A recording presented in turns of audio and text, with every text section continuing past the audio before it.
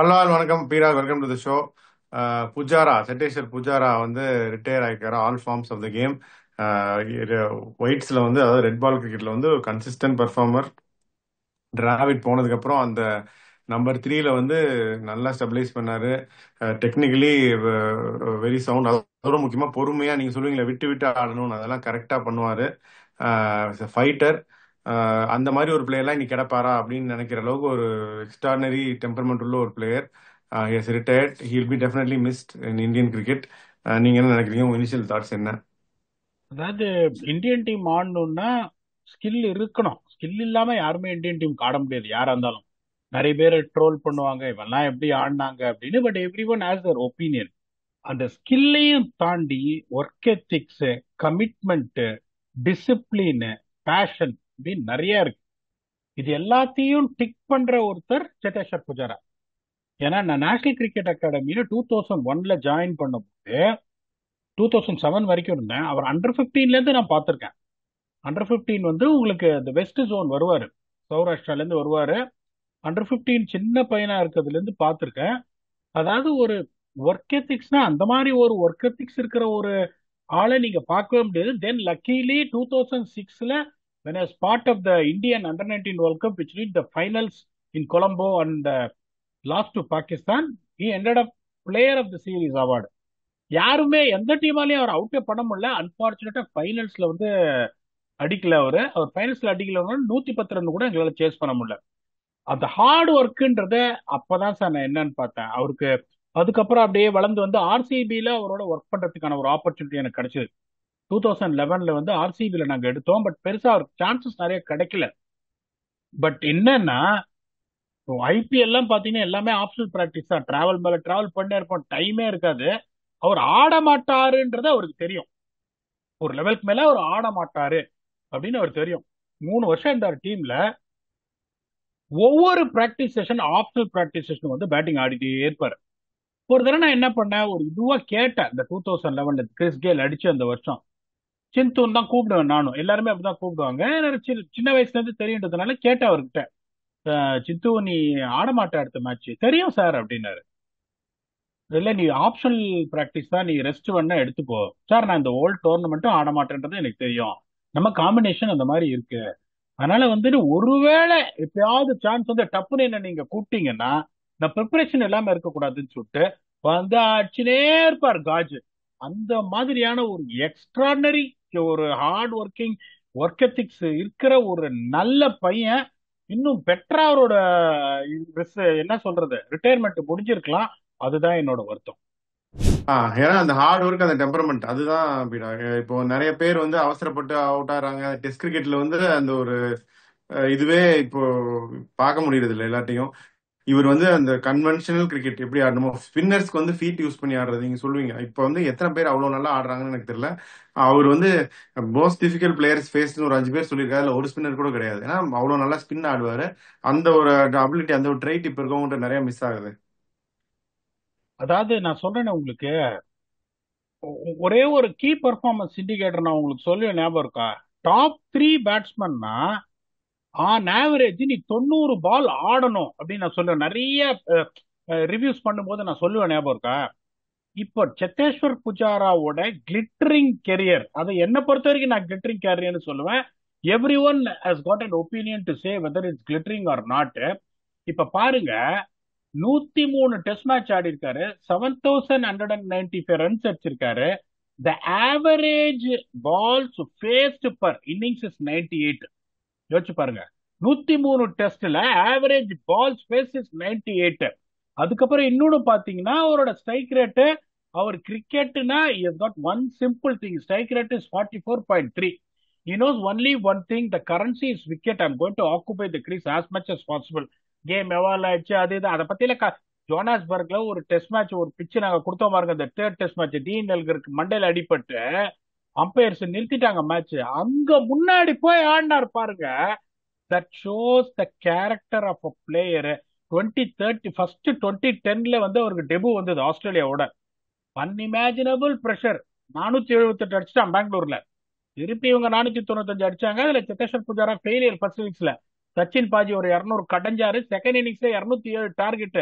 ஒரு brilliant 72 not out, unbeaten. That started actually what Cheteshwar Pujara is all about. அந்த 2010ல அது முடிச்ச உடனே வந்து சவுத் ஆப்பிரிக்கா வந்தாங்க.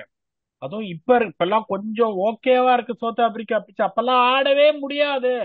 அது அந்த டீம் மகேந்திர சிங் தோனி, சச்சின் டெண்டுல்கர், கம்பீர், சேவாக், லக்ஷ்மண், டிராவிட், என்ன மாதிரி ஒரு டீம். ஜஹீர் கான் அவங்க வந்தாங்க 2010ல. அவர் இப்ப வந்தார் அந்த டீமோட. டேல் ஸ்டெயின், மோனி Morkel, Lonwabo Tsotsobe, Jacques Kallis, செம போலிங் அட்டாக் அது. அதுல என்னன்னா டர்பன்ல அவர் ஆட போறாரு. கம்பீருக்கு வந்து அன்பார்ச்சுனேட் இன்ஜுரி ஆயிடுச்சு, அதனால டர்பன்ல கம்பீர் ஆடல. இத நிறைய பேர் நம்ப மாட்டாங்க. ஓகே, டெஸ்ட் மேட்ச் வந்து டர்பன்ல மட்டும் 9:30 மணிக்கு ஆரம்பிக்கும், ஏன்னா லைட் வந்து சீக்கிரம் ஃபேட் ஆயிடும்னு.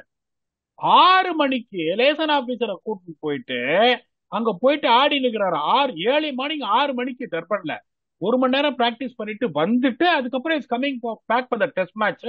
அதுவும் என்ன ஒரு சின்ன பையன் 2010ல யோசிச்சு பாருங்க. That is Cheteshwar Pujara for you. He is someone who has taken blows on his body. ரெண்டாவது இந்த ஸ்பின்னரை பத்தி சொன்னீங்க, ரொம்ப ஒரு டெக்னிக்கலி ஒரு என்ன புத்திசாலியான ஒரு கிரிக்கெட். என்ன பண்ணாரு, இறங்கி தூக்கி சிக்ஸ்ல அடிக்க மாட்டார் ஸ்பின்னரை. அவர் என்ன பண்ணுவாரு, இறங்கி இறங்கி வந்துட்டு லைன் ஆஃப் த பால கவர் பண்ணிட்டு மிடான் மிடாஃபுக்கு வந்துட்டு டிரைவ் ஆடுவாரு. 4-6 அடிக்க மாட்டாரு இறங்கி வந்து. உடனே ஸ்பின்னர்ஸ் என்ன பண்ணுவாங்க, இறங்கி வரானே இவன் அப்படின்னு சொல்லிட்டு ஷார்டன் பண்ணுவாங்க பாருங்க லென்த். பேக் ஃபுட் பை அப்படிங்க பிளிக் அடிப்பாரு, பேக் ஃபுட் பை அப்படிங்க ஸ்கொயர் டிரைவ் அடிப்பாரு. Is a very thinking cricketer, extraordinary cricketer. அந்த மாதிரி ஒரு 11 சத்தேஸ்வர் புஜாராவை நான் டீம்ல வச்சுக்க ஆசைப்படுவேன். Just because of the work ethics. அவருக்கு வந்துட்டு அந்த மாதிரி ஒரு பத்திரமாத்து தங்கும்.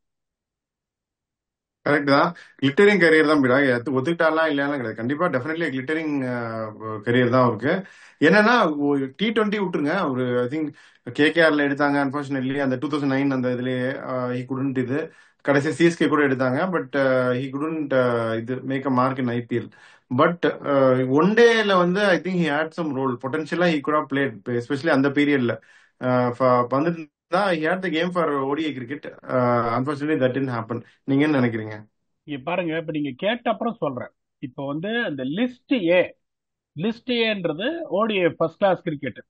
130 மேட்ச்ல 5759 run, 57 average. Okay, 57 average. Let me tell you. அப்படிங்கும் போது அவரோட ஒரே பிரச்சனை என்னன்னா, உங்களுக்கு ஓடிஐல வந்து ஒரு 5 மேட்ச் ஆடினாரு. அன்பார்ச்சுனேட்டா 5 மேட்சுமே அவருக்கு கிக் ஆஃப் ஆகல. அதுல ஒஸ்ட் கேஸ் என்னன்னா 5 மேட்ச்ல 51 ரன், அவரோட ஸ்ட்ரைக் ரேட் 39.23. அவர் எப்படின்னா அந்த டெஸ்ட் கிரிக்கெட் எப்படி ஆடுறாரோ அதே மாதிரி ஒன் டே ஆடி நல்ல டைம் எடுப்பாரு. அந்த 5 இன்னிங்ஸும் டைம் எடுத்து அவர் அவுட் ஆனதுனால அவங்க என்ன பண்ணிட்டாங்க, இல்லப்பா. அதுவும் அப்போ அந்த ஒரு இதுலதான் இந்தியா வந்து அந்த பயங்கர எக்ஸ்ப்ளோசிவான ஒரு அப்ரோச் எடுத்து ஆட ஆரம்பிச்சாங்க போது இவர் ஜொலிக்க முடியாம போயிடுச்சு. ஒன் டேலயே உங்களுக்கு அந்த மாதிரி ஒரு பிரச்சனை இருக்குங்கும் போது T20ல அன்பார்ச்சுனேட்லி அவரை யாருமே ட்ரஸ்ட் பண்ணல. ஐயா வேணாப்பா, இவனால ஆட முடியாது T20ன்ற மாதிரி ஒரு அசம்ஷன்ல போய் அவர்தான் ஆர்சிபிலேயே வந்தாங்க. ஆர்சிபிலேயே பெருசா சான்ஸ் கிடைக்கல. அந்த ப்ரீவியஸ் இயர் கொல்கத்தா நைட் ரைடர்ஸ்ல அவ்வளோ பெருசா சான்ஸ் கொடுக்கல அப்படின்னாலும் அவ்வளவு மோசமா அவர் பண்ணல என்ன பொறுத்த வரைக்கும். அப்புறம் ஆர்சிபில என்னாச்சுன்னா உங்களுக்கு இந்த மாதிரி ஒரு கடவுத்கஜன் டீம் இருந்த போது அவர் வரவே முடியல. அதுக்கப்புறம் நீங்க சொன்ன உடனே இப்ப பாருங்களேன், இப்ப உங்களுக்கு அவரு அன்பார்ச்சுனேட்டா உங்களுக்கு இந்த 9-10ல கரெக்டா நீங்க நெயில் பண்ணீங்க. இப்ப 9-10ல வந்துட்டு 6 இன்னிங்ஸ் தான் ஆடி இருக்காரு, 122 ரன் அடிச்சிருக்காரு, 30 average, which is not bad by any means என்ன பொறுத்த வரைக்கும். ஆனா அங்கேயும் பாருங்க ஸ்ட்ரைக் ரேட் 106. அதுக்கப்புறம் ஆர்சிபில வந்துட்டு எங்களுக்கு வந்து ஒரு 3 இன்னிங்ஸ் ஆடினாரு. 3 இன்னிங்ஸ் ஆடி 34 ரன் தான் அடிச்சாரு. அங்கேயும் ஸ்ட்ரைக் ரேட் 109.6. அங்கதான் ஐபிஎல் 2012லயும் ஒரு 3 இன்னிங்ஸ் ஆடினாரு, 17 ரன் தான் அடிச்சாரு, ஸ்ட்ரைக் ரேட் ஆஃப் 77. அதுக்கப்புறமும் ஒரு சான்ஸ் கொடுத்தோம் 2013லயே எங்களோட இருந்தாரு. 4 இன்னிங்ஸ் ஆடினாரு, 23 ஆவரேஜ், 92 ரன் அடிச்சாரு, 92 ஸ்ட்ரைக் ரேட்டு. அதுக்கப்புறம் உங்களுக்கு வந்து வாய்ப்பே கிடையாது. பிபிகேஎஸ்க்கு வந்தாரு. பிபிகேஎஸ்ல பாத்தீங்களா உங்களுக்கு சேம் கதை தான். ஐபிஎல் 2014ல அந்த ஒரு பயங்கரமா ஒரு இடி இடிச்சாங்க பாருங்க, அப்ப அங்கதான் இருந்தாரு அவரு. அங்கேயும் நீங்க பாத்தீங்கன்னா score 125 runs, 25 average is very good in T20 according to me. But strike rate of 100.8ங்கும் போது அந்த ஒரு இதை வந்து மேலே எல்லாருக்கும் பாபர் ஆசாம் மாதிரி சான்ஸ் கிடைக்காது. அன்பார்ச்சுனேட்டா வந்து இந்த மாதிரி ஆயிடுச்சு. No regrets. பட் நீங்க சொல்ற மாதிரி கிளிட்டரிங் கரியர், அவர் ஒரு அன்டிஸ்பியூட்டட் லெஜெண்ட். 43 ஆவரேஜ் 103 டெஸ்ட் மேட்ச்ல அப்படின்னா என்னை பொறுத்த வரைக்கும் ஒரு undisputed legend. Hats off to Pujara. ஆமா, அதோட அந்த manner in which he played வந்து ஃபைட்டிங் இன்னிங்ஸ் எல்லாமே பிரிஸ்பேன்ல வந்து எத்தனை வாட்டி அவர் அடி வாங்கினாருன்னு ஒரு லிஸ்டே போட்டாங்க டிவில. மூஞ்சில காலில் கையில எல்லாம் அடி வாங்கிட்டு ஆடிட்டு இருந்தாரு. அவங்க வேணும்னே தான் போட்டாங்க. அந்த மாதிரி அவ்வளவு ஈஸியா புட்டிங் பிரைஸ் அந்த விக்கெட் தேவையில்லாம வந்து அவுட் ஆயிட்டு போறாங்க அப்படின்ற ஒரு தடவை கூட சொல்ல முடியாது. அந்த அளவுக்கு வந்து ஒரு டிசிப்ளின்டா, not even off the field work எத்திக்லாம் நீங்க சொன்னீங்க, பட் ஆன் ஃபீல்டு அந்த பிளேயிங் த பால், அந்த merit playing the very disciplined way அப்படின்றதுக்கு ஒரு எக்ஸாம்பிளா இருந்தாரு. அதுதான் வந்து அவரோட ஹையஸ்ட் குவாலிட்டி அப்படின்னு நான் நினைக்கிறேன். அதனாலதான் அந்த நம்பர் 3 வந்து அவரால் சக்சஸ்ஃபுல்லா ஆட முடிஞ்சது. அதுக்கப்புறம் இவங்க கில்லுக்கு போனாங்க, அதுக்கப்புறம் கில்ல டிராப் பண்ணாங்க நம்பர் 3ல. இப்போ வந்து fortunately is playing at 4 and click twelve. அப்போ கூட அந்த நம்பர் 3ல வந்து சாய் சுதர்ஷன் ட்ரை பண்றோம், கருணா ட்ரை பண்றோம். இன்னைக்கு வரைக்கும் அந்த நம்பர் 3 சொல்யூஷன் இல்லையே. ஒன்னே ஒண்ணு சொல்லட்டுமா உங்களுக்கு? அவர் அந்த மாதிரி அந்த ஒரு 40 ஸ்ட்ரைக் ரேட்ல அவர் ஆடினதுனால அந்த பக்கம் இருக்கிற பேட்ஸ்மேனுக்கு என்ன அட்வான்டேஜ் தெரியுமா உங்களுக்கு? ஒரு பக்கம் இவர் வந்தாருன்னா எப்படி யோசிப்பாங்க? விடு, இவன் மேட்சை எடுத்துட்டு போக மாட்டான், இவன் ஒரு பக்கம் ஆடட்டும். நிறைய பேர் என்ன எப்படி தப்பா யோசிப்பாங்கன்னா, அந்த பக்கம் ஓவர் அட்டாக்கிங்கா போவாங்க அந்த பக்கம் இருக்கிற பேட்ஸ்மேனுக்கு. So is run taking the வரும். Is taking the brunt of all the responsibility. சரி இவன் ஒரு பக்கம் ஆட்டு விடுறா அப்படின்னு சொல்லிட்டு அந்த பக்கம் அட்டாக் பண்ண போய் நிறைய பேட்ஸ்மேன் காட் பெனிஃபிட்டட். ராகுல் டிராவிடும் அதே வேலையை தான் பண்ணாரு. ஆனா ஒன்னே ஒண்ணு நீங்க பாத்தீங்கன்னா, இப்போ விராட் கோலி ஒரு கோட்டு, ரோஹித் சர்மா ஒரு கோட்டு. இப்ப அந்த அந்த ஒரு இதுல அவங்களுக்கு கிடைச்ச அந்த ஒரு டிக்னிஃபைடு பேரு பெருசா சத்தேஸ்வர் பூஜா கிடைக்கல. அது வருத்தப்பட வேண்டிய விஷயம்ன்றது என்னோட தாழ்மையான கருத்து. இதை நீங்க ஒத்துக்கிறீங்களா? இல்ல பீடாக அவங்களோட இவரை கம்பேர் பண்ண முடியாதுன்றீங்களா? இல்ல, ரெட் பால்லங்கிறப்ப எஸ் டெஃபினெட்லி அவங்களோட கம்பேர் பண்ணலாம். ஆன் பார் ரஹானே, புஜாரா, கோலி, ரோஹித் எல்லாமே வந்து ஒரே பிராக்கெட் பண்ணலாம். மேபி கோலி ஸ்லைட்லி ஹையர் என்ன பொறுத்த வரைக்கும். அதர் தென் இந்த 4 people you discuss in red ball மட்டும்தான். ஏன்னா இப்போ ரோஹித்தே பாத்தீங்கன்னா ஒயிட் பால்ல வேற piece different beast. But red ball is very good, above average. But அந்த ஒரு இது இருக்கு நீங்க சொல்றீங்களா பீடா, ரூட்டு மத்த லிஸ்ட் இருக்குல்ல, வில்லியம்சன் ரூட்டு அந்த கேட்டகரிங்கிறது I think Virat is closer to that category. But இந்த 4 வந்து they are to be defined இந்த same level. Rahane, Pujara, Kohli and Rohit Indian கிரிக்கெட்டை பொறுத்த வரைக்கும் போஸ்ட் டெண்டுல்கர் ஏரா அவங்க வந்து இவங்க தான். இப்ப நீங்களே சொன்ன மாதிரி Pujara unfortunately ODIs and T20s அந்த அளவுக்கு அச்சீவ் பண்ண முடியாது. நம்ம Rohit and Kohli's role in other formats especially white ball, அவங்க லீடர்ஷிப், அந்த ஒரு மோட்டிவேஷனல் ஆஸ்பெக்ட்ஸும் வந்து கொஞ்சம் ஹையரா இருக்கு. So that is why Rohit and Kohli are slightly ahead. But red ball, strictly red ball for Indian cricket அப்படின்னு பார்த்தோம்னா ஐ திங்க் ரோஹித், கோலி, ரஹானே, புஜாரா 4 பேரையும் ஒரே பெடஸ்டல்ல வைக்கலாம். Maybe Kohli around slightly higher. இதான் என்னுடைய தாட். கரெக்டா சொல்லிட்டீங்க. என்ன பொறுத்த வரைக்கும் அக்ரீடு. ரோஹித் சர்மாவும் சரி விராட் கோலியும் சரி ஆல் ஃபார்மேட் பிளேயரை டு அன் எக்ஸ்டென்ட் ராணேவே அதுல சேர்த்துக்கலாம். நிறைய ஓடிஐ ஆடி இருக்காரு, T20 வேர்ல்ட் கப்லாம் ஆடி இருக்காரு. அதனால ராணேவே அதுல சேர்த்துக்கலாம், அதுல எந்த சந்தேகம் கிடையாது. என்ன பொறுத்த வரைக்கும் புஜாரா ஒரு ஸ்டால்வாட், அதுல எந்த இதுவுமே கிடையாது. அது WTC ஃபைனல் தான் அவரோட கடைசி டெஸ்ட் மேட்ச். அதுலயும் செகண்ட் இன்னிங்ஸ்ல ஒரு பெரிய ஃபெயிலியர்லாம் கிடையாது. 27ன்றது பெரிய ஃபெயிலியர்லாம் கிடையாது அன்பார்ச்சுனேட்லி.